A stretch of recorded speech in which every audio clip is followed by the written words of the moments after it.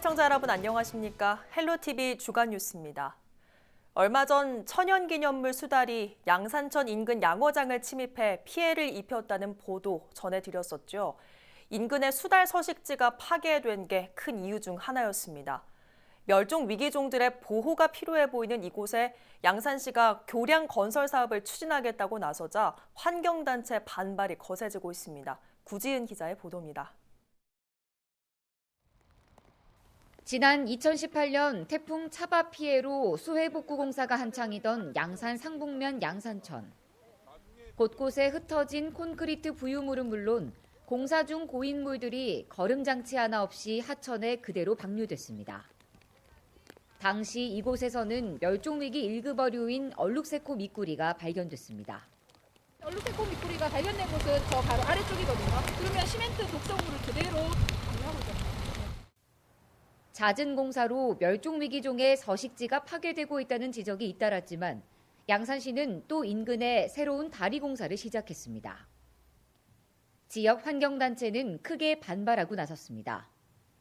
반경 1km 이내 차량 통행이 가능한 다리가 두 곳이나 있기 때문에 사실상 하천 생태계를 훼손하면서까지 강행할 공사는 아니라는 겁니다. 양산시의 대책도 납득하기 힘들다는 입장입니다. 환경단체의 멸종위기종 보존대책 요구에 양산시는 16개월짜리 생태조사 연구계획 용역을 진행하고 있습니다.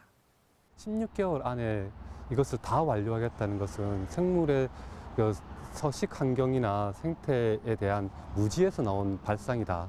이거는 있을 수 없는 거고 당연히 그 결과는 부실할 수밖에 없을 거다.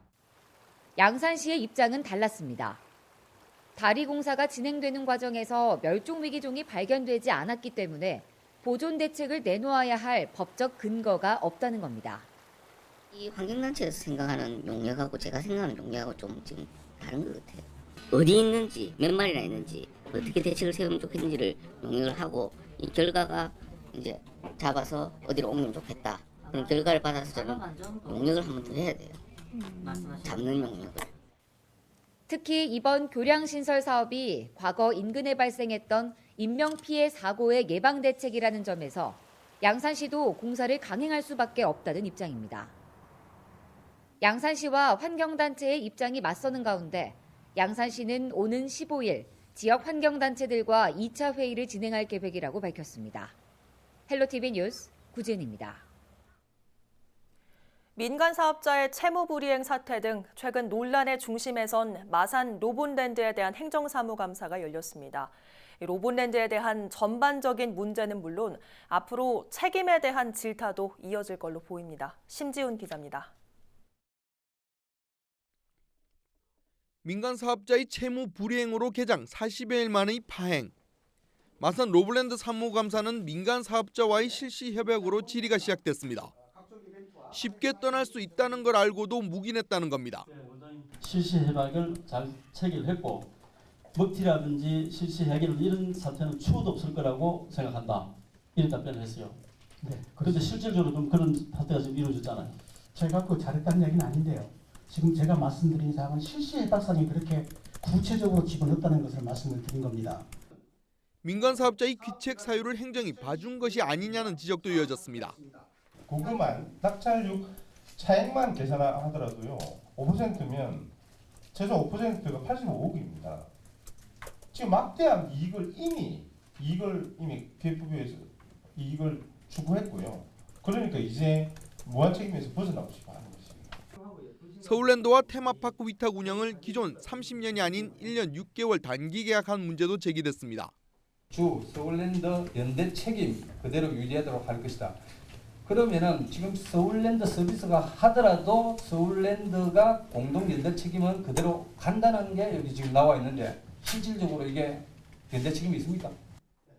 하지만 로본랜드 재단은 소송에서는 증거가 있다며 자신을 보였습니다.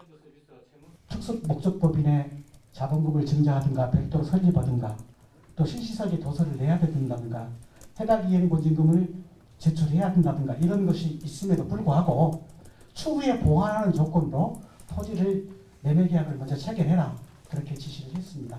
그래서 그건 내일로 증거가 다 남아 있습니다. 1단계 로볼랜드 사업비 3,660억 원 중 민자 사업비는 950억 원. 2단계는 전액 민자로 3,340억 원이 투자돼야 하지만 협약 해제를 요구하는 상황입니다. 행정사무감사에서는 이번 사안에 대한 마산 로볼랜드 재단 원장의 해임 건의안 제출 등 책임에 대한 지적도 이어질 것으로 보입니다. 헬로티비 뉴스 심준입니다. 지난달 섬과 섬을 잇는 국내 최장 길이의 해상 짚트랙이 창원에 문을 열었죠. 건너편 섬에서 다시 관광객을 태우고 돌아오는 제트보트도 인기인데요. 그런데 속도감을 즐길 수 있는 이 보트가 주변 어선을 위협하고 있습니다. 관련 규정이 제대로 없어 단속과 계도도 이루어지지 않고 있습니다. 송국회 기자가 직접 해상으로 나가봤습니다. 소고도 해역을 지나는 어선 옆으로 제트 보트가 스치듯 비켜갑니다. 최대 40노트의 속도를 내는 보트가 지나가면 어선들에게 위협이 될 수밖에 없습니다. 가운데로 다니는데 그 사이로 지금 배 모터보트들이 왔다 갔다 하니까 되게 위험하죠. 해상 짚트랙을 탄 뒤 반대편 섬에서 돌아올 때 이용하는 제트보트로 인근 어민들의 불만이 커지고 있습니다. 짚트랙을 연결한 두 섬 사이의 해역이 평소 어선들이 다니는 주요 길목이기 때문입니다. 특히 물이 빠지는 썰물 때는 충돌 사고 우려는 더 커집니다. 일반 배들이 그나마 수심이 깊은 섬 사이 중앙 해역으로 집중돼 보트와 충돌할 가능성이 높아질 수밖에 없습니다. 이미 이 해역은 어선 사고가 적지 않게 일어나는 곳입니다. 여기 낚시하고 있는 도중에 또 배가 와가지고 집 받기 전에 사람이 물 뛰어내린 적도 있고. 문제는 이런 제트보트의 운항을 관리하기도 힘들다는 겁니다. 해당 지역은 일반 수역으로 선박 입출항법의 속도 제한을 받지 않는 곳입니다. 그러다 보니 단속 대상도 아닙니다. 항해 속도 제한이라든지 이런 게 저희가 또 제재할 수 있는 방법은 따로 알아보니까 없더라고요. 창원시는 관련 민원이 제기되자 보트 업체와 안전 문제를 논의하겠다고 밝혔습니다. 헬로티비 뉴스 송국혜입니다. 네, 수험생 여러분 모두 수고 많으셨습니다. 경남 103개 시험장에서도 2020학년도 대학 수학능력 시험이 무사히 마무리됐습니다. 시험을 마친 수험생들의 얼굴에선 아쉬움과 후련함이 교차했는데요. 종일 긴장한 하루를 보낸 수험생과 가족, 또 후배들의 열띤 응원전과 호송작전 등 수능장 풍경을 차선영 기자가 전해드립니다.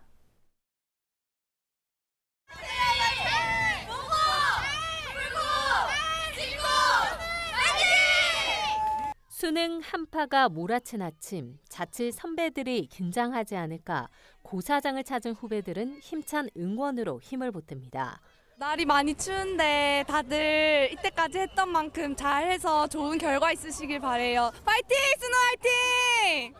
고사장까지 함께한 부모들은 잘 다녀오라는 인사로 격려합니다. 수연이 최고야. 힘내라. 엄마 집에서 기다릴게. 파이팅! 쉽게 떨어지지 않은 발걸음. 애타는 부모들은 종교시설을 찾아 온종일 정성 어린 기도로 시험 아닌 시험을 치렀습니다. 그냥 평소에 연습하듯이 그렇게 부담 갖지 말고 이게 인생의 전부 아니잖아요. 그러니까 편하게 부담 없이 그냥 했으면 좋겠어요. 올해도 경남에선 한 수험생이 입실 20분을 앞두고 엘리베이터에 갇혔다 구조되는 등 20여 건의 사고가 발생했습니다. 숨죽인 9시간이 지나고 시험장을 빠져나오는 학생들, 기다린 가족들은 포옹으로 자녀를 반기고 수고했어. 맛있는 거 먹으러 가자. 그래. 끝냈다는 시원섭섭함에 학생들은 일단 성적 걱정은 잠시 내려놓습니다. 그냥 작년보다는 더 괜찮았던 것 같고 근데 가뿐하네요. 그냥 못했던 걸 하고 싶고 드라마 정주행 이런 거요. 경남 1교시 결시율은 9.81%로 시험 성적표는 다음 달 4일 배부됩니다. 만감이 교차한 수능 하루. 하지만 그동안 노력이 좋은 결실로 돌아오길 바라는 마음만은 한결같았습니다. 헬로티비 뉴스 차선영입니다. 지난 총선 때 불법 정치 자금을 받은 혐의로 재판에 넘겨진 밀양, 의령, 함안, 창녕 지역구의 엄용수 의원이 결국 의원직을 잃었습니다. 빈자리는 누가 차지할까요? 벌써부터 치열한 경쟁이 예고되고 있습니다. 전주현 기자입니다. 대법원 1부는 15일 정치자금법 위반 혐의로 기소된 엄 의원에게 징역 1년 6개월과 추징금 2억 원을 선고한 원심을 확정했습니다. 엄 의원은 지난 20대 총선을 앞두고 지역 보좌관과 공모해 당시 함안 선거사무소 책임자이던 기업인으로부터 불법 선거자금 2억 원을 받은 혐의로 기소됐습니다. 1, 2심은 돈을 준 기업인의 진술이 일관된다는 점 등을 이유로 엄 의원에게 유죄를 선고했습니다. 대법원도 하급심 판단에 문제가 없다고 판단해 실형을 확정했습니다. 대법원 판결로 형이 확정되면서 엄 의원은 의원직을 상실했습니다. 공직선거법에 따라 정치자금법 위반 혐의로 벌금 100만 원 이상의 형이 확정되면 국회의원 당선이 무효가 됩니다. 엄 의원이 의원직을 잃으면서 밀양, 의령, 함안, 창녕 지역구의 국회의원은 보궐선거 없이 내년 총선에서 뽑게 됩니다. 따라서 무주공산이 된 자리를 두고 여야 간의 치열한 경쟁이 예고되고 있습니다. 특히 경남도지사를 지낸 홍준표 전 자유한국당 대표의 행보에 관심이 집중되고 있습니다. 창녕은 홍 전 대표의 고향으로 홍 전 대표가 출마할 경우 선거 판도에 큰 영향이 예상되기 때문입니다. 현직 의원의 의원직 상실에다 거물급 정치인의 출마 가능성까지 더해지면서 밀양, 의령, 함안, 창녕 지역의 총선 경쟁은 일찌감치 불이 붙을 것으로 보입니다. 헬로티비 뉴스 전주현입니다. 해군 창설 이래 처음으로 함상안에서 장병들을 대상으로 한 대규모 취업 박람회가 열렸습니다. 취업과 창업의 정보를 한눈에 살펴볼 수 있는 행사는 장병들이 전역 후 취업에 대한 불안감을 떨쳐낼 수 있는 좋은 기회가 됐습니다. 표영민 기자입니다. 창원시에 위치한 진해 군항부두. 아시아 최대 상륙함인 독도함 앞에 수천 명의 사람이 몰렸습니다. 이들은 전역을 앞둔 육군과 해군, 공군 장병들입니다. 병사부터 부사관 장교까지 다양한 계급의 장병들이 취업 박람회를 찾았습니다. 최초로 함상에서 열린 박람회는 해군본부와 중소벤처기업진흥공단, 창원시 등 민간군이 함께했습니다. 박람회에 참석한 심승섭 해군 참모총장을 비롯한 세계 기관 대표들은 업무 협약을 맺고 청년 장병의 일자리 지원을 약속했습니다. 20대의 가장 중요한 시기에 국가와 국민을 위해 헌신한 전역 장병들에게 취업의 고민을 들어드리고자 이곳 독도함에서 해상 취업 박람회를 개최하게 되었습니다. 함상 취업 박람회에는 지역 강소업체와 방산업체 등 80여 개의 기업이 참여해 구인을 위한 면접과 창업 컨설팅 등을 진행했습니다. 면접에 임한 장병 중 일부는 제대 전 취업하는 기쁨을 누렸습니다. 앞으로 제대 후에 어떻게 생활해야 할지 잘 몰라서 걱정이 되었는데 이제 이번 박람회를 토대로 이제 취업이 확정되고 난 후라서 마음이 홀가분해졌고 굉장히 기분이 좋습니다. 앞으로 해군은 지속적으로 취업 박람회 등을 개최 전역 전 취업을 희망하는 장병에게 다양한 취업과 창업 프로그램을 지원할 계획입니다. 저희 함상 취업 박람회는 올해 처음으로 전국에서 처음으로 개최하게 됐는데 앞으로 우리는 저희 정례화를 통해서 계속적으로 발전시켜서 해군 장병들에게 더욱 좋은 일자리를 제공하기 위해서 계속 노력할 예정입니다. 전역의 기쁨보다 취업에 대한 고민으로 두려움이 앞서는 청년 장병들. 민간군이 함께하는 취업 박람회가 장병들의 미래 출항에 힘이 되고 있습니다. 헬로티비 뉴스 표영민입니다. 지리로 보면 경남의 중심이지만 다소 낙후된 지역으로 꼽히는 의령군이 제2의 도약을 꿈꾸고 있습니다. 지역 경제와 교육 여건을 한 단계 높일 수 있는 정책들이 본격적으로 시작되고 있습니다. 전주현 기자가 보도합니다. 인구 2만 7천여 명의 의령군. 경남에서 가장 작은 규모로 전국에서도 소멸 위기 지역 중 하나로 꼽히고 있습니다. 하지만 최근 이를 탈바꿈할 수 있는 계기가 마련됐습니다. 부림 일반산업단지와 경남 미래교육 테마파크 조성 사업이 행정안전부의 중앙투자심사를 통과했습니다. 사업 시작의 가장 큰 관문을 통과한 만큼 의령군은 본격적인 사업 추진에 들어갔습니다. 먼저 부림면 대곡리 일원 35만 제곱미터 부지에 부림 일반산업단지를 2023년까지 조성하고 접근성을 높이기 위해 함량에서 울산간 고속도로 의령 IC를 신설합니다. 또 1제곱미터당 13만 원 선의 낮은 분양가를 내세워 기업 유치에 나설 계획입니다. 부림 일반산업단지는 2024년 함양 울산간 고속도로 개통에 앞서서 기업체가 먼저 입주하여 가동할 수 있도록 추진을 하고 있습니다. 부림 일반산업단지가 가동되면 인근에 있는 신반 지역이 배후 도시로서 역할을 하게 되고 동부 지역 발전의 축이 될 것입니다. 경남도 교육청과 함께 추진하는 경남 미래교육 테마파크는 초등학생부터 고등학생까지 미래교육에 대해 체험하는 시설로 오는 2022년까지 의령읍 서동리 일원에 건립됩니다. 테마파크와의 시너지 효과를 위해 인근 청소년 문화의 집과 작은 영화관 등 문화체육시설이 갖춰진 서동 행정타운을 조성할 계획입니다. 경남 미래교육 테마파크가 완공이 되면 1일 1,000명 이상의 학생과 선생님, 학부모님들의 방문이 예상되어 지역 경제 활성화에도 크게 기여할 것으로 예상이 됩니다. 지역민 삶의 질을 높일 뿐만 아니라 인구 유입에 효과도 예상되는 부림산당과 미래교육 테마파크 사업. 의령군이 제2의 도약을 할 수 있는 기회가 될 수 있을지 기대가 모이고 있습니다. 헬로티비 뉴스 전주연입니다.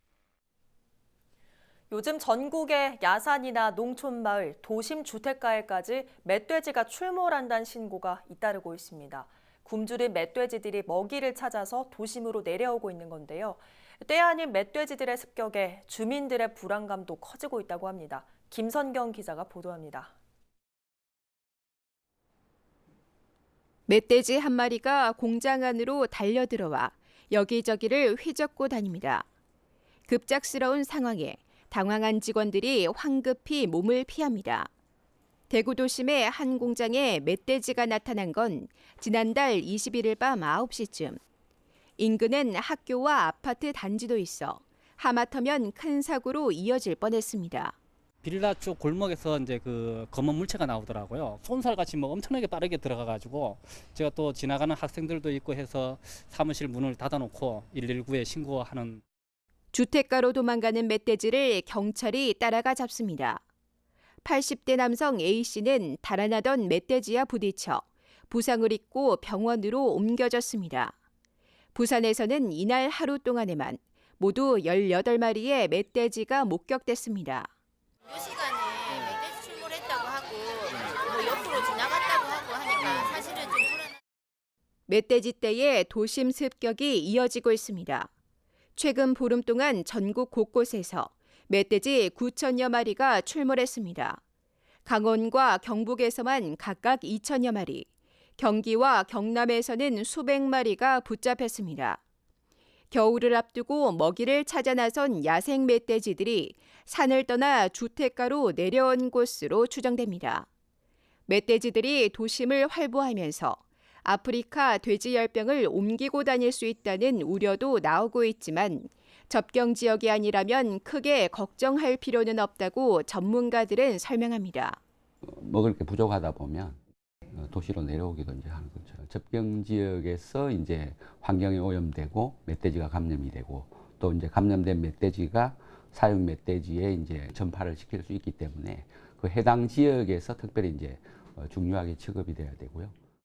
길을 가다 멧돼지를 만나더라도 소리를 지르거나 돌을 던지는 등 공격 행위는 가능한 피하는 것이 좋습니다. 앞뒤로 달려 도망가기보다는 인근 건물 등에 몸을 숨기는 것이 도움이 됩니다. 멧돼지는 직진성이 많은 동물이기 때문에 좌우측으로 회피하시는 게 훨씬 더 좋은 방법입니다. 그리고 큰 건물이나 뭐 나무 사이, 나무 뒤편 이쪽으로 회피하시면 멧돼지를 충분히 회피할 수 있습니다.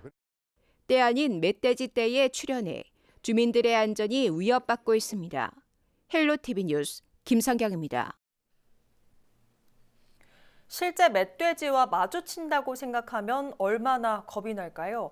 멧돼지가 애써 지은 농작물을 망가뜨리거나 도로에까지 나타나 운전자를 위협하는 일이 계속되고 있습니다.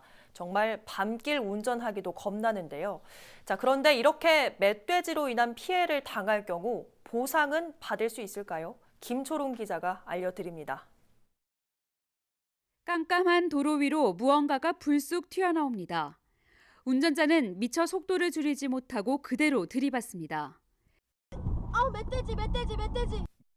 지난 9월 영동고속도로 덕평나들목 인근에서 발생한 사고입니다. 영상에는 아찔했던 당시 순간이 그대로 담겼습니다. 지난달 23일 새벽에는 경부고속도로 남양산 나들목에 진입하던 한 승용차가 멧돼지를 들이받는 사고가 발생했습니다. 인명피해는 없었지만 차량 앞 범퍼가 부서졌습니다. 그 이틀 전 인근 국도에서도 도로를 지나던 멧돼지 3마리와 SUV 차량이 충돌하는 사고가 발생했습니다. 농가 피해도 만만치 않습니다. 경남 양산의 한 농가는 지난 9월 멧돼지가 다녀간 뒤 논이 엉망이 됐고 인근 배추밭 역시 모두 망가졌습니다. 아무도 깝깝하지. 저 피땀 흘려 농사 짓는데 아무래도 좀 망가졌으니까. 그렇다면 멧돼지로 피해를 보았을 경우 정부나 지자체 차원의 보상을 받을 수 있을까? 농작물 피해나 인명 피해는 보상이 가능합니다. 농작물 피해 보상금은 산정된 피해액의 80% 이내로 최대 500만 원까지 보상 가능합니다. 신체 상해 시 보상금은 최대 500만 원, 사망 시 보상금은 최대 1,000만 원입니다. 피해 발생 5일 이내에 관련 서류를 시군청으로 제출하면 됩니다. 멧돼지로 인한 교통사고 발생 시 차량 파손 피해는 정부 보상을 받을 수 없습니다. 도심 이제 특히 야산이 근처에 있는 도로에는 갑작스럽게 멧돼지가 낮 또는 밤에 갑자기 출몰하는 경우가 있습니다. 이에 운전자는 갑자기 그 멧돼지와 조화할 수 있다는 생각을 하시고 대비하는 방어 운전이 필요하겠습니다. 사고 발생 시에는 비상등을 켜서 주변 차량의 상황을 알리고 신속하게 갓길로 대피해야 합니다. 또 2차 사고를 막기 위해서는 이렇게 삼각대나 불꽃 신호기를 설치한 뒤 경찰이나 소방에 즉시 신고해야 합니다. 헬로티비 뉴스 김초롱입니다. 국립공원구역에서 허가를 받지 않고 항만시설 공사를 한 혐의로 기소된 김동진 전 통영시장이 1심에 이어 2심에서도 벌금형을 선고받았습니다. 창원지방법원은 자연공원법과 환경관리법 위반으로 기소된 김 전 시장에게 벌금 500만 원을 선고한 원심을 유지했다고 밝혔습니다. 김 전 시장은 지난 2013년부터 한려해상 국립공원의 허가 없이 소매물도에 무량장과 선착장 증축 공사를 한 혐의로 재판에 넘겨졌습니다. 고성군 해안지역 둔벙 관계 시스템이 국가 중요농업유산으로 지정됐습니다. 농림축산식품부는 지난 14일 물이 부족한 해안지역에 농업용수를 공급하는 필수 시설인 둔벙을 중요농업유산 제14호로 지정했습니다. 고성군에는 고성읍과 동해면 등 13개 읍면 해안지역을 중심으로 다양한 크기의 444개의 둔벙이 분포하고 있습니다.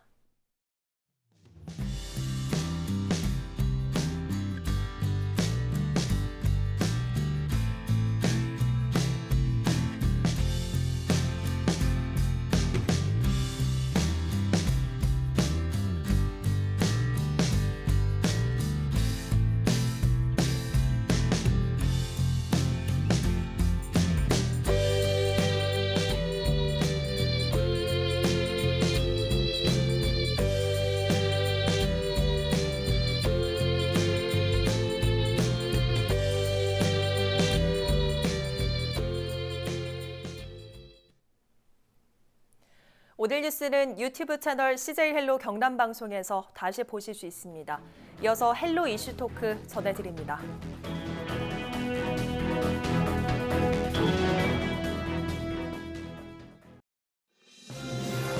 우리 지역의 이슈 콕 짚어봅니다.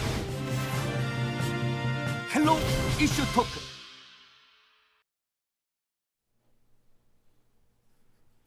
경남의 이슈를 전문가와 함께 분석해보는 시간 헬로 이슈토크의 김세진입니다. 오늘은 경남도 정책자문단 위원 유진상 창원대 건축학부 교수, 전 경남연구원 책임연구원 안소동 시사평론가 두 분과 함께합니다. 안녕하십니까? 네, 안녕하세요. 반갑습니다. 경남에서 이달 말에 퀴어 문화 축제가 열린다는 소식에 기대보다는 우려의 목소리가 나오고 있습니다. 경남 학생인권 조례에서 봤던 갈등 역시 동성애 등 성적인 부분에서 시작됐기 때문인데요. 자, 경남은 아직까진 비교적 보수적 성향이 강한 지역이잖아요. 그래서 이 문제를 어떻게 바라봐야 하나 그런 고민하는 분들 많으신 것 같아요. 맞습니다. 근데 워낙에 다양한 색깔이 존재하고 하기 때문에 이걸 어떤 바라보는 시각의 문제가 아니라 이걸 풀어가는 방식의 문제라고 생각하고 일단 좀 차분하게 대처를 했으면 좋겠습니다. 많이 좀 흥분되어 있는 상태 같아요. 네. 자, 아직 축제까지는 꽤 많은 시간이 남았고 허가 결정이 난 것도 아니지만 이미 양측의 대립은 격렬해지고 있습니다. 그래서 집회 신청이 받아들여지지 않을 가능성에 대한 그런 얘기도 좀 나오는 것 같아요. 네. 이 축제는 이 창원 시민의 입장이나 또 이 축제를 이제 관리 감독하는 경찰이나 또 창원시 행정에도 이제 이게 처음 대하는 축제가 되다 보니까 상당히 조금 어떻게 보면 이색적이라 할 수도 있고 또 우려도 되고 걱정도 많이 됩니다. 이게 이제 사회 정서적으로 특히 이제 경남은 보수적이 강하지 않습니까? 그리고 이제 사회 공론적으로 사회적 합의가 아직 수용이 좀 덜 된 면도 있고, 그다음에 법적으로 이게 이제 형사소송법 형법이죠. 형법과 경범죄처벌법에 법적으로 이제 제약이 되는 부분도 있고 해서 여러 가지 좀 아직까지는 이제 우리가 좀 굉장히 예민한 문제인데, 경남 퀴어 문화축제 조직위원회 이민기 위원장은 지난 5일에 지역의 언론에서 인터뷰를 통해서 퀴어 문화축제를 성공적으로 개최할 것이다 이런 의지를 밝혔습니다. 현재 창원시청에서는 내부적으로 아주 이제 부정적인 입장을 조금 이제 보이는 걸로 보이는데. 이분들은 변호사와 상의를 해서 법적으로도 대처를 하겠다 이런 강력한 입장을 갖고 있고요. 그다음에 이제 참고로 부산 퀴어 문화축제는 부산 해운대구청이 집회 도로 점령 허가를 불허를 했습니다. 이게 왜 그러냐면은 이 보수 단체들하고 반발이 매우 이제 심했지 않습니까? 그래서 이게 충돌이 우려돼서 시민의 안전이 위협된다 이래서 불허를 했는데. 저 역시도 이번 축제는 성적 소수자의 어떤 그 문화 축제 면에서는 우리가 이제 그 사회적으로 수용을 해야 되겠지만은 우리 창원 시민, 경남 도민의 안전이 담보가 되지 않으면은 이 축제 문제를 우리가 다시 한번 냉철하게 좀 다시 한번 판단해봐야 된다. 저는 그렇게 판단합니다. 네, 자유의 문제에서 볼 때 이 대립각을 어느 정도 인정을 좀 해줘야 될 것 같고 어떻습니까? 지금 사실 최근에 2010년도부터 공간 주권이라는 개념들이 우리 사회에 광범위하게 적용이 되고 있는데, 공간 주권이 뭐냐면 예전에는 공간을 사용하고 공간의 사용 형식 이런 것들을 이제 행정에서 이렇게 리드하면서 끌어다가 이제 뭔가를 만들어주면 시민들이 이제 알아서 사용을 하고, 그리고 그 다음 단계에는 시민들이 다수가 원하는 공간을 자기들이 원해서 공간을 이제 목소리를 내서 협의와 협의를 거친 끝에 이제 조성을 하고, 가장 최근에는 전 세계적으로 성소수자나 노약자들, 심지어 아동들마저도 우리가 놀 공간은 우리가 알아서 만들게요 해서 많은 협의 과정을 거쳐서 이제 만드는 게 이제 그런 하나의 형식으로 자리매김했고, 그것들이 전 세계적으로 포용과 다양성을 이제 수용하는 하나의 형태로 민주주의 형식으로 자리 잡았는데, 이번 문제도 결코 이제 그런 문제로부터 자유롭지는 못할 것 같은데, 결국 문제는 동성애의 옳고 그름의 문제가 아니라 이러한 새로운 가치가 나왔을 때 이제 소수자잖아요. 이 사람들의 가치를 어떤 이제 충돌하고 바라보는 평가하는 방식인데, 기존에 이제 많이 그렇게 누려왔던 사람들이 조금 이제 관용의 입장에서 좀 관망을 하고 지켜보는 게 이제 필요할 것 같아요. 그리고 이제 이 과정에서 또 이게 무슨 종교의 신념, 개인의 자유, 무엇이 우선하느냐, 또는 지나친 대립 조장 않느냐, 이런 여러 가지 문제가 이제 나올 텐데, 그렇다고 해서 그런 것들을 어떤 물리력으로 힘의 충돌로 해결하려고 하는 방식. 이번에 굉장히 큰 시험대에 저는 쳤다고 봐요. 네. 경남에서 사실 이게 부산에서 한번 무산된 걸 경남에서 지금 하려고 하는 거잖아요. 그래서 양측 다 어떤 물리력을 행사해서 뭔가 과시하려고 하는 것보다는 서로를 좀 관망하면서 조심스러운 좀 태도를 했으면 좋겠고요. 그 좀 평화시로 이제 정착이 됐으면 좋겠습니다. 사실 이게 좀 주목할 만한 게 경남일보에서 이번 그걸 제목을 6가지 색깔 무지개 색으로 이렇게 한자 해서 제목을 내서 광고를 했거든요. 네. 성소수자 인식 개선과 사회 약자 차별 해소를 위한 행사라고 소개를 하면서 그 색깔을 다르게 한 의미가 이제 다 포함이 돼 있습니다. 네. 그리고 이제 그렇게 일간지가 무지개색을 사용해서 이렇게 퀴어 축제를 홍보한 건 2번째인데 지지난달인가 광주에서 한번 했었고 전남일보에서 그런 걸 한 적이 있습니다. 네. 결국은 이제 이분들 이야기 보면 이제 수도권에서는 인간관계가 너무 좋기 때문에 자기들 그렇지 않아도 소수자인데 뭔가를 숨어서 해야 아무것도 할 수가 없기 때문에 오히려 이제 이런 수도권이 아닌 곳에서 뭔가 이렇게 인정을 행사의 인정이라고 그럴까 이 형식을 세팅이 된다면 자기들한테 굉장히 큰 의미가 될 것 같다는 이야기들을 많이 합니다. 그래서 크게 이제 주목을 받고 있는 상황이죠. 예, 어쨌든 도민의 인식도 다양성을 좀 수용하는 방향으로 나아갔으면 좋겠습니다. 네, 이어서 본 주제로 들어가 보겠습니다. 경남 시내버스 요금이 빠르면 다음 달부터 일반 버스 기준으로 200원이 인상됩니다. 역대 최대인 15%란 인상폭을 두고 이제 고민할 건 시내버스 서비스 질이란 목소리가 높은데요. 오늘 헬로 이슈토크에서 그 내용 짚어보겠습니다. 자, 15%가 역대 최고로 높은 인상률이라고 들었는데 네. 이번 버스 요금 인상 결정 소식 듣고 어떠셨습니까? 저도 가끔은 이제 시내버스를 이용하는데 지금 뭐 여러 가지 이제 한국 경제나 우리 지역 경남도나 창원시 굉장히 어렵지 않습니까? 뭐 이런 경제 상황을 우리가 퍼펙트 스톰이다. 그러니까 경제적인 악재들이 몇 개 이상이 겹쳐서 이 절체절명의 그 초대형 경제 위기를 우리가 퍼펙트 스톰이라는데 뭐 이런 상황 속에서 그 서민들의 가장 중요한 하나의 교통 수단인 네. 시내버스 요금이 오른다면은 뭐 반길 사람은 아무도 없겠죠. 근데 경남도의 시내버스 요금 문제는 이제 절차가 이렇습니다. 경남 소비자 기본 조례에 보면은 소비자 정책 심의위원회가 있습니다. 이 심의위원회를 거쳐서 도지사의 결재를 득하면은 이게 확정이 되는데 네. 지난 4일에 소비자 정책 심의위원회가 이제 실무위원회에서 이제 안을 올린 것을 소비자 정책 심의위원회에서 이 교통요금 인상안을 이제 승인을 했습니다. 네. 여기에 보면은 시내버스 요금을 200원이죠. 이게 정확하게 이제 작년에 비해 4년 전에 비해서 15.38%인데 인상안을 이제 가결을 했고 이게 인상안이 시행이 되면 창원이나 진주나 김해시 등에서는 현금 기준으로 시내버스 요금이 현재는 1,300원이죠. 여기서 네. 이제 200원이 오르면은 1,500원이 되고 그다음에 김해 지역 좌석버스는 1,400원에서 1,600원으로 그다음에 창원 지역 좌석버스죠. 이거는 현행 1,800원이 그대로 유지가 된다고 합니다. 예. 이러한 이제 의견 절차를 여객 자동차 운수 사업법에 따라서 이번 도지사가 만약에 결재를 하게 되면은 네. 이제 시군에 통보가 되겠죠. 그렇게 되면은 시군 운수업체에 통보가 되고 또 시군 운수업체가 요금 결정을 하게 됩니다. 그것을 다시 시장군수에서 신고를 하면은 아마 연말쯤에 이러한 인상안이 시행이 될 가능성이 큰데 저는 뭐 여러 가지 절차를 밟았기 때문에 뭐 이 인상안이 그대로 시행되리라고 봅니다.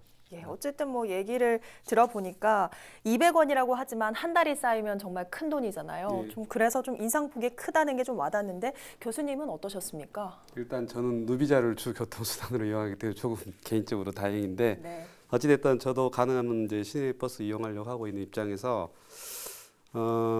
일단 이 인상분에 대한 이게 너무 오랜만에 올렸거든요. 아까 박사님 말씀하신 것처럼 4년 만에 열렸어요. 네. 원래는 2년에 한 번씩 소비자 정책심의위원회가 개최가 되는데 네. 지금 4년 만에 인상을 했기 때문에 저희가 받는 체감 온도가 너무 큰 거예요. 그렇죠. 사실 예를 들어 2년 전에 100원 올리고 지금 100원 올렸으면 상황이 또 달라졌겠죠.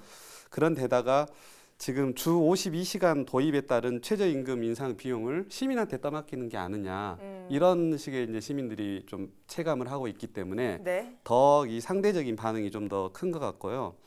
사실 2017년부터 이제 전국에서 시내 농어촌 마을버스는 기본적으로 노선 후 일회 운행이 끝나면 최소 10분 쉬고 2시간 이상 만약에 운행을 했으면 15분 이상 쉬어야 되고 4시간 이상이면 30분 이상을 무조건 쉬게 했어요. 네. 그리고 이제 경남 창원에서는 2019년 올해 초부터 그걸 시행하고 있고 그리고 이제 더 큰 게 퇴근 후에 8시간 이상 휴식을 안 하면 다시 운전대를 못 잡게 됐습니다. 네. 그 전에는 뭐 5시간, 4시간 자고 다시 운전하신 분은 수두룩했거든요. 네. 결국에 그 앞변에 이제 대형 사고가 졸음운전 때문에 대형 사고가 있어서 이런 일이 이제 정책으로 정착화가 됐는데 네. 이러다 보니까 이제 이미 버스 업계에서는 부담 가중이 시작됐고 계속 누적될 거라고 예상이 되고요. 지금 이번뿐만이 문제가 아니고 저는 향후가 더 문제라고 봅니다. 네. 그리고 이제 일부 민중당이나 이런 데서는 이제 시민들의 그 조금 뭐라 그럴까 그 이걸 조금 더 적극적으로 반영하는 입장에서 그 사업주가 뭔가를 희생을 해야 되는데 시민들한테 네. 세금으로 다 떠맡기는 게 아니냐. 제가 볼 때 이건 이제 엄밀하게 따지면 맞지는 않고 약간 정치적 쇼맨십이 좀 있는 것 같은데 사업주도 굉장히 지금 적자에 허덕이고 있는 상태예요. 그래서 사실은 지금 이 시점이 뭔가 대화를 통해서 그 접점을 찾아야 되는 중요한 시점인 것 같아요. 언젠가 한 번은 시민들의 안전을 위해서 네. 인상분이 불가피했고 하필이면 이게 또 산업이 뭉치다 보니까 큰 금액으로 다가왔는데 조금 어쩔 수 없는 부분이 있긴 있는 것 같습니다. 예, 어쨌든 뭐 불가피하다곤 하지만 도민 입장에서는 썩 반가운 소식은 아니고요. 그렇죠. 버스 회사 입장은 좀 어떨지도 짚어봐야 될 것 같은데 네. 최대치로 인상을 요구해야만 했던 이유가 있을 것 같은데 말씀해주신 주 52시간 도입이 그 이유겠습니까? 어떻습니까? 네, 뭐 그런 요인도 있겠고요. 그다음에 그 지난 5월에 이제 우리가 이제 버스 대형 파업이 있었지 않습니까? 그때 네. 버스 업체들이 요구했던 게 주 52시간 요금제가 근무제가 시행이 되면은 버스 회사 경영주 입장에서는 요금을 올려주지 않으면은 경영에 굉장히 어려움이 있다. 네. 그래서 파업을 막기 위해서 국토부가 버스 요금 인상안을 발표를 했죠. 아마 제가 볼 때는 직접적인 요인이 여기에 있고 그 다음에 이제 버스 업체들이 주장하는 게 물가 인상분을 고려해달라. 그 다음에 경제 여건이라든지 여러 가지 여건들을 고려하면은 버스 업체들의 이런 요구는 뭐 업체 입장에서는 당연하다고 이렇게 보는데 이번 시내버스 인상은 경남뿐만 아니라 전국적으로도 이미 예고가 됐던 것이죠. 네. 그동안 이제 버스 업체는 내년 1월부터 이제 50인 이상 업체에 주 52시간 근무제가 시행되지 않습니까? 이렇게 네. 되면은 기존에 있던 운전기사보다도 아주 그 상당수의 그 추가 이제 그 기사의 채용이 필요하죠. 네. 이렇게 되면은 인건비가 상당히 이제 부담이 많이 되기 때문에 이 버스 회사 업체에서는 요금 인상을 줄기차게 요구를 해왔는데 네. 인건비 추가 요인만큼 보전을 호소를 했는데 몇 년 동안 이러한 요구가 아마 버스 업체들의 요구가 이런 주장이 아마 받아들였지 않나 이렇게 판단합니다. 예. 사실 이번 인상 결정을 두고 도민들의 시선이 곱지 않은 건 분명한데요. 자, 안 그래도 팍팍한 삶에 대중교통비까지 오르면 부담이 될 수밖에 없겠죠. 어쨌든 이번 결정을 도민들은 어떤 시각으로 좀 바라봐야 좋을까요? 우선 현재 바라보는 시각은 불편한 시선이 맞는데 방금 이제 어떻게 바라봐야 좋을지를 여쭤봤기 때문에 네. 사실 그동안 버스 업계에서 이제 버스 업계뿐만이 아니라 버스 정책 전반에 공중 편의라는 명목으로 노사 간 서면 합의 이런 명목으로 여러 가지 특례를 계속 인정을 해줬어요. 네. 버스 업계 측도 마찬가지고 노사 측에 여러 가지 특례를 인정을 해줬는데 사실은 그런 특례를 인정해주면서 이면에는 운전자들한테는 열악한 근무를 계속 강요를 하면서 또 이제 뭐 여러 가지 특례나 특권을 인정을 해줬단 말이에요. 다른 나라 경우는 이건 국민의 목숨과 직결된 문제이기 때문에 네. 이제 있을 수 없는 특례가 우리나라에서는 계속 있었던 거죠. 다른 나라 같은 경우는 엄격히 규제를 합니다. 예를 들면 휴게 시간 준수를 해서 배차 시간이나 휴식 시간 잘 안 지키면 뭐 네. 아주 철퇴를 내리거나 그다음에 이제 고용 확대나 운임 인상으로 이어질 수 있는 시각도 분명히 존재하겠지만 그럼에도 불구하고 안전과 관련된 문제에 있어서는 확실하게 이제 처리를 하고 있습니다. 네. 예를 들면 유럽 같은 경우 타코메타라고 해서 버스에 이렇게 우리 항공기 보면 그 기록하는 블랙박스처럼 그게 이제 장치가 돼 있는데 저도 몇 번 경험해봤는데 버스가 가고 있는데 갑자기 경찰이 올라타요. 네. 그래서 이 사람이 좀 전에 3시간 운항을 했는데 30분을 쉬었는지 안 쉬었는지를 한 다음에 그 자리에서 기사한테 몇백 유로를 벌금을 묻니다. 네. 굉장히 강한 이제 정책을 쓰고 있고 우리도 최근에 이제 뭐 디지털 운행 기록 장치를 이제 도입하려고 했는데 완전히 법제화되지는 않은 상태고요. 결국에는 휴게 시간 준수가 운전자 승객뿐만 아니라 회사 이익도 보장한다는 결과들이 유럽에서 나오고 있습니다. 그렇기 네. 때문에 우리도 무조건 이게 뭔가 시민들 회사 측 다 손해라고 하지 말고 그것들이 시민들의 안전에 대해서 돈을 환산하면 이익이 될 수도 있는 거고 네. 회사 측도 마찬가지로 지금 뭐 사람을 더 많이 쓰고 월급을 뭐 적게 뭐 많이 주고 했지만 결과적으로 멀리 봤더니 유럽처럼 회사에도 이익이 오더라 이런 이제 근거가 있는 통계치들을 우리가 회사에다 좀 제공할 필요도 있는 것 같아요. 그래서 결국은 도민들도 결국은 불가결한 버스 요금 인상에 이제 불만만 할 수는 없고 네. 차제에 이제 철저한 원가 공개를 요구를 하고 회사에다 그다음에 서비스의 질을 요구하는 뭐 자세로 조금 이렇게 바꿔야 될 것 같아요. 예, 서비스의 질을 말씀해 주셨는데 사실 도민들이 가장 불만을 갖는 부분도 이 부분이거든요. 이번에는 더욱이 뭐 4년 만에 큰 폭으로 오르는 만큼 좀 서비스 질 개선도 기대를 해봐도 될까요? 네. 당연히 뭐 서비스 개선은 돼야 되는데 우리가 이제 그 일반적으로 사회 통념상 시내버스 하면은 우리가 세 가지를 대충 이제 생각을 많이 합니다. 일반 시민들은 불친절하다. 그다음에 경영이 투명하지 못하다. 그리고 노사 대립 갈등이 심하다. 뭐 이런 것을 우리가 사회에서 이제 시내버스 하면 떠올리는 대충 세 가지의 그런 큰 우리 그 시각인데. 네. 저는 이제 이번에 그 요금 인상안이 통과되면서 행정에도 한 가지 좀 주문을 하고 싶습니다. 버스 요구 업계의 주장이나 요구를 행정에서는 잘 들어주고 있는 편입니다. 근데 이제 대중교통 복지 차원에서는 당연히 이제 그 창원 같은 경우에서는 노선 전담제를 하지 않습니까? 그러면 이제 벽지 노선이나 그 승객이 많이 없는 데는 교통 그 복지 차원에서 시행을 하다 보면 적자가 나기 마련이죠. 그것은 우리가 당연히 이제 그 일반 예산으로 지원을 해야 되는데 네. 이런 버스 업체들의 주장을 우리가 이제 보면은 행정처에서는 그런 요구를 받아주면서 버스 업체의 경영 개선이라든지 예산 전략에 대한 어떤 정책이나 이런 대안들을 적극적으로 내놓는 경우가 부족한데 그런 것도 좀 이번 기회에 한번 좀 살펴볼 필요가 있다 이렇게 생각을 하고요. 버스는 우리가 이제 65세 이상은 면제가 되지만 대부분이 학생이나 주부나 일반 이제 직장인들이 많이 이용을 하게 되죠. 그렇다면 서민에게 굉장히 큰 부담이 되죠. 예를 들면은 김해시의 좌석버스 기준으로 1,600원을 한번 계산을 해보면은 한 달에 약 시내버스 요금이 한 가정에 4인 기준으로 38만 원 이상이 나옵니다. 네. 이게 1년이면 460만 원 정도가 나오는데 물론 이거는 뭐 표준 그 가계 지출은 아니겠지만은 이렇게 하다 보면은 굉장히 서민 입장에서는 큰 부담이지 않습니까? 그렇죠. 그 앵커께서는 시내버스 자주 이용을 하십니까? 저는 사실 뭐 멀리서 오다 보니까 이용을 잘 하지 않는 편이에요. 그래서 이렇게 큰 부담이 가는지를 그렇죠. 그래서 우리가 이런 것들을 좀 안다면은 시내버스 업체에서도 시민을 위한 서비스 개선이나 이런 어떤 정책적인 개선 노력이 더 필요할 것이다. 저는 그렇게 판단합니다. 예, 그러면 버스 서비스 질 개선 어디까지 가능할까요? 사실 울산, 경주 같은 경우에는 이제 서비스 중에 좀 특별한 게 공공 와이파이를 국가 보조금 받아서 이제 실행을 하고 울산 같은 경우는 올해 이제 전체를 다 이제 완성을 시키겠다고 해요. 예, 그런 것들도 있고 창원시 같은 경우 얼마 전에 광역 급행버스 하겠다고 했잖아요. 네. 그것과 환승 시스템 강화하고 이런 것들도 결국은 재정 부담을 완화시키는 서비스 일환이 되고 조금 더 이제 세세한 것들 보면 도서 산간 지역 이제 편익시설 해준다거나 경남페이나 양산페이 같은 것들을 버스에다 도입을 할 수도 있고 네. 브라보 택시 이런 것들 혹시 너무 이렇게 편중되거나 형평성이 없는지 이런 것도 다 세는 돈이기 때문에 꼼꼼히 따져봐야 될 테고 또 이제 전혀 다른 형태 지역 커뮤니티 버스라든지 농협 버스, 뭐 무인 자동차 이런 것들이 대안적으로 언급이 되고 있고 경남에서도 하려고 지금 많이 여러 가지 정책을 내놓고 애를 쓰고 있습니다. 아마 조만간에 뭐 가시적인 정책들이 나올 텐데 결국은 이제 버스 노조와 버스 회사는 도민들의 미움이 받지 않으려면 결국에는 서비스를 보충하는 수밖에 없는 것 같습니다. 네, 알겠습니다.